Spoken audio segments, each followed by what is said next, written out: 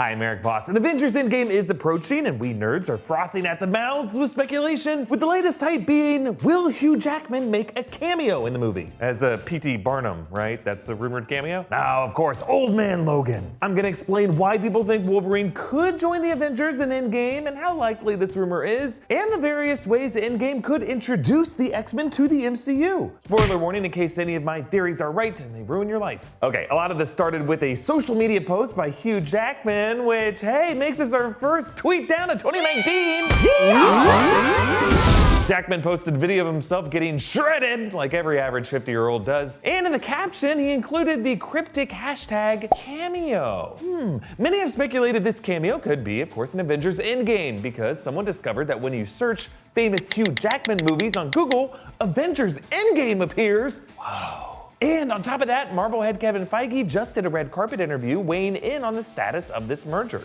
The fact that Marvel is as close as we may ever get now to having access to all of the characters is something I've been dreaming about for my almost 20 years at Marvel. So a crossover's gonna happen, right? In fact, rumor has it being completed as early as March of this year. So this crossover could happen as early as Endgame, but what we have seen so far is not proof of anything. See, when you search for something on Google, like, say, famous Hugh Jackman movies, the search results that you see are provided by an algorithm, not a little researcher who actually checks facts on things. Google is an aggregator of information from other places like Wikipedia, which is also not itself a source. All of Wikipedia's information is also aggregated from other sources, and it can be edited by anyone. Like, I hate to side with your teachers on anything, they do suck, but they are right to be skeptical of Wikipedia. Just make sure to check those little references at the bottom, you'll be fine. In this case, some trolls edited Hugh Jackman's Wikipedia page to list Avengers Endgame among his roles,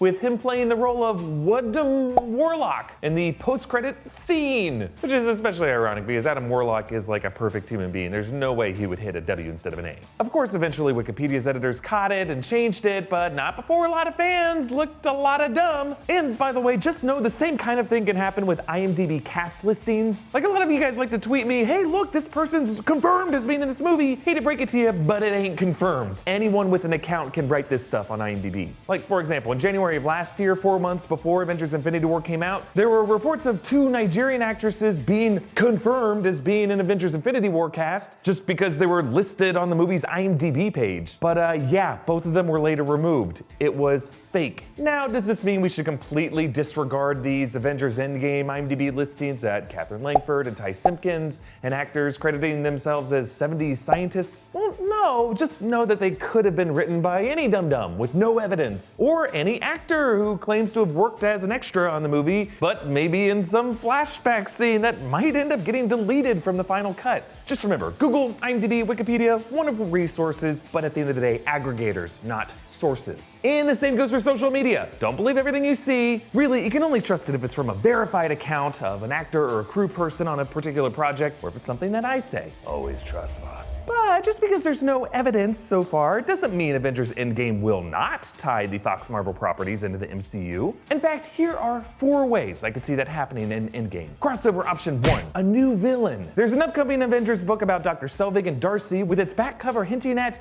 a new foe who threatens to destroy them all looming. Someone, presumably, beyond Thanos. Also, back in that red carpet interview, Feige also talked about director Adam McKay's comments about wanting to direct a Silver Surfer movie. Have you seen Vice? Little cameo, little Galactus cameo in there that we helped him get. So I look forward to speaking with him more. See, in the movie Vice, Adam McKay makes a joke about Dick Cheney being Galactus, devourer of worlds. Marvel actually had to sign off on McKay using Galactus in the movie, which is interesting because Galactus was formerly a Fox Marvel property. But for Feige to be part of that negotiation means that Marvel Studios might have something in the pipeline with Galactus. So one way Endgame could introduce this crossover is some post-credit scene that reveals the coming of a villain being relaunched in the MCU. Galactus and Silver Surfer, maybe Doctor Doom, kind of the way that we saw that tease of Thanos after the first Avengers. A new villain could necessitate a new team of heroes to help fight him. For example, the Fantastic Four, which I think we might see in Marvel Phase 4 before any new X-Men movies. Just my theory. Crossover option number 2, ride Deadpool. And it's gross, but I think Deadpool would approve of that phrasing. Deadpool is definitely the hottest Fox Marvel property at the moment, and studio execs seem very eager to ride this wave. Like last month, they did that special release of a PG-13 rated Once Upon a Deadpool. There were a lot of new jokes written for it, and Ryan Reynolds and one of them hinted that Disney was one reason for this special release. Perhaps to see how marketable a less uncensored version of Deadpool could be. Is there a version of Deadpool who could actually appear in a PG-13 Avengers or Spider-Man movie? The new recut Once Upon a Deadpool didn't make a ton of money compared to the theatrical release, and reviews have been a bit more mixed, but it sounds like it's just because Deadpool fans already saw enough of the story in the theatrical cut and the super duper cut. Really, I would say if any current Fox Marvel superhero makes a cameo in the Avengers Endgame post-credits scene, I think it's less likely to be Hugh Jackman Wolverine than the Merc with the mouth, heavily censored and really pissed off about it. Crossover option number 3, reboot and retcon the X-Men in the MCU. Essentially, this would be suggesting mutants have been hidden around the MCU this whole time. Remember in Ant-Man and the Wasp, Janet Van Dyne used some interesting words to describe her quantum healing powers. This place, it changes you. I mean, adaptation is part of it, but some of it is evolution. So saying the word evolution is a big deal, because until now, the MCU has been pretty careful about using any genetic vernacular, because only the Fox Marvel movies were previously allowed to describe any superpowered individuals as mutants. The implication that quantum energy on a subatomic level can, in higher quantities, result in a mutation could be the origin of mutant abilities for any number of people throughout the Marvel Cinematic Universe whom we just haven't met yet. All Avengers Endgame would have to do is to suggest that any number of mutants could be out there, and then Feige could spend all of Phase 4 introducing us, or reintroducing us, to his favorite mutants, working toward another big team-up movie. And finally, crossover option number 4, use time travel to merge the timelines. This, I think, would be the messiest and least likely direction for Marvel to go. But if they want to keep any of the Fox X-Men actors, like the same James McAvoy, Charles Xavier that we know and love, Marvel would probably have to find a way to tie the two cinematic universes together for it to make sense. And time travel is one way forward, or backward. Time travel has already been introduced in the X-Men timeline with the consciousness displacement of Days of Future Past, and Cable's time travel device in Deadpool 2. And in the MCU, time travel has been used by Doctor Strange, and it sounds like Captain Marvel and or Ant-Man could have time travel capabilities in Endgame. If the Avengers of the MCU could time travel back to meet a young Charles Xavier, maybe as a boy at Westchester, or as a young man at Oxford,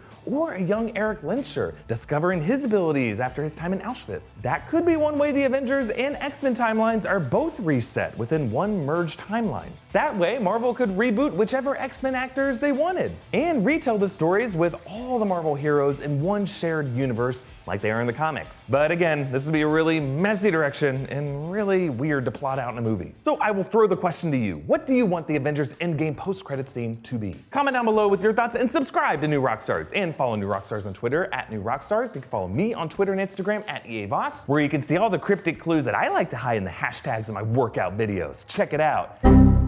Yeah, I don't hit the gym that much.